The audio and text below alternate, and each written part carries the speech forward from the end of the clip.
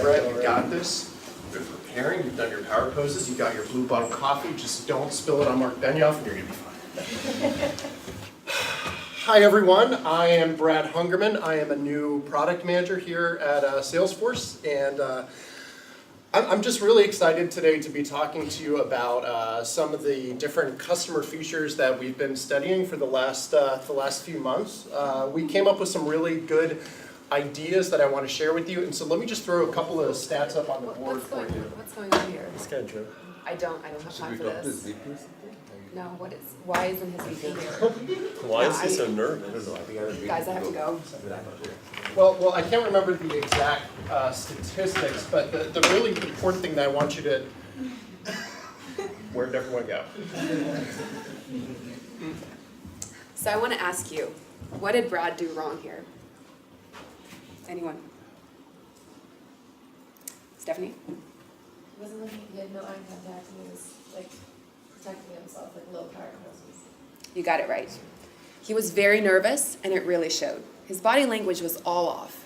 He was touching his neck and his hair, which signifies nervousness. He was holding a cup in front of him, which puts a physical barrier between him and his audience. And he was just not doing well. So today, we're going to talk to you about how to rock your next presentation with body language. The agenda for today is explaining to you why body language is crucial for your next presentation, giving you 4 tips of body language you can use, and then telling you a story about an entrepreneur who used body language to build his business. Now we're all in this class, and we've become better presenters, but we don't know. So 93% of communication is nonverbal, and that's why it's so important. And 50% of it is actually body language alone. And all of you will present in your next job. Well, you might think you might be able to wiggle out of it, but that's not true. Stephanie, you're going into growth equity. So you're going to present investment opportunities to your partners. Reed, you're going into consulting. You'll need to present to clients as a way to move up in your organization. We'll all have to do it. Now I want you to turn off your brains and turn 2 parts on, because we're going to talk about statistics.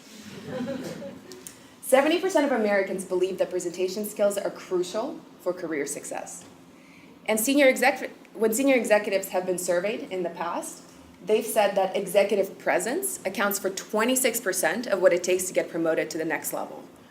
That's a fourth of what it takes to get promoted. I'm not sure how much performance actually is, so maybe Jeff Pfeffer was right after all.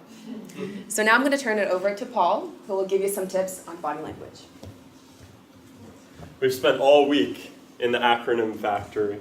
We've thought about lots of permutations of letters. And we've come up with 4 that you need to remember for you to walk out of this room a better nonverbal communicator. My friends, I present today the awesome method. It's going to require a little bit of memory on your part, because A stands for approach your audience with an eyebrow flash. But this is actually really serious, and I was stunned when I did the research that the top half of your face is seen as being more authentic than the bottom half of your face. People perceive that the area around your mouth is easily manipulable, and that what you're doing with your mouth isn't necessarily trustworthy. When you emote with the top of your face, when you raise your eyebrows, when you show interest, when you light up your eyes, people feel a connection coming out of that. They feel closer to you, and they feel more of an engagement with your content. So when you walk into a room to give a presentation, some of the tips we've learned earlier in the class are important too. Pause, scan the room, don't rush into whatever you're saying, but also raise your eyes, engage with your audience, and use the top half of your face in this way. The next part of the awesome framework, it doesn't have to be, by the way, a Jim Carrey eyebrow flash. The next part of the awesome framework is to win with the right smile. And this is really important because smiling is contagious. When you smile like Nisha is right now, it makes the rest of the room happier, it makes people more engaged, and it makes people feel more confident in what you're saying. Smiling, especially when you smile authentically and not a kind of forced teeth grin, smiling gives you more confidence in what you're saying. It releases endorphins in your body that makes you feel stronger, makes you feel more confident, makes you feel more powerful. Walk into a room, pause, scan the room, raise your eyes, smile. It's all going to help you connect better with your audience, build more confidence in your presentation, and ultimately get the results that you're hoping for. Brad's got the next two parts of the awesome framework. Now, Paul has just shared with you a couple of important techniques to make sure that your facial expressions are really demonstrating the confidence and competence that you want to convey in your next big presentation. What I want to do is I want to switch gears and talk about the lower parts of your body and how to use them effectively as well, starting with your hands. Now, the next part in our awesome framework is S, steepling with confidence. Just like Angela here, she does a pretty good job of it. But you don't want to look like Angela is right now permanently with your hands steepled. I don't know if you all noticed it, but Leo, in the presentation just a few minutes ago, was steepling like a pro. He did it just enough to look confident and to point emphasis on his points. And that's exactly what you want to use steepling for.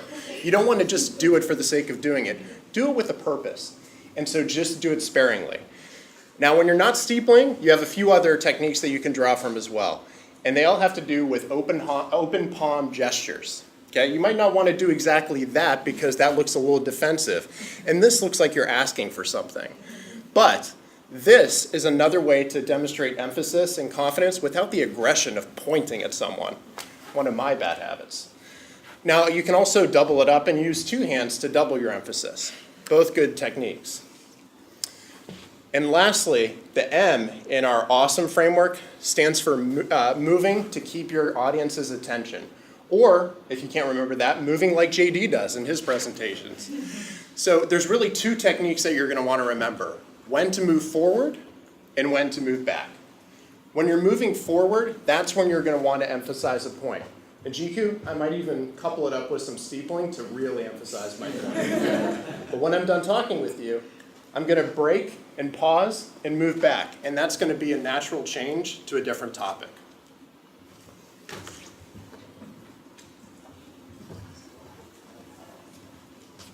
How many of you have heard about this? The Humans of New York? So I don't have to explain. This is Brandon Stanton, the young guy in the cap. What he does is, every day morning he takes his camera and he walks up to a stranger and then asks his permission, his or her permission, to take their photograph and then engages in a conversation with that person. Let's for a moment assume that you're all strangers here and I'm Brandon Stanton. I walk like this, look at the strangers, and take out the camera and ask the permission. Do you mind if I take a photograph of yours for my blog? No, please don't take it. This is the challenge what Brandon faces every day. In a split second, he has to build the trust and confidence with a stranger. First to get the consent to take that photograph. Second to engage in a conversation that actually builds a story for him. And he has done tens and thousands of these interviews. And he has experimented with multiple things. The script, for example, using the word photograph versus using the word portrait. 100 times he has done it. But the interesting conclusion that he has come to is that the script doesn't matter. All that matters is the body language. The trust and the relaxation and the confidence that you convey in the body language is that matters at the end of it. So this is a great story. And we spoke about body language today. We heard about accent bias. We heard about talking in a second language. So if you think those biases exist, use the body language edge. And we gave you a great model today. The awesome model. So with that, we're all going to come out, and we'd love to take some questions and talk to you more about nonverbal communication and how we can all be pros at it.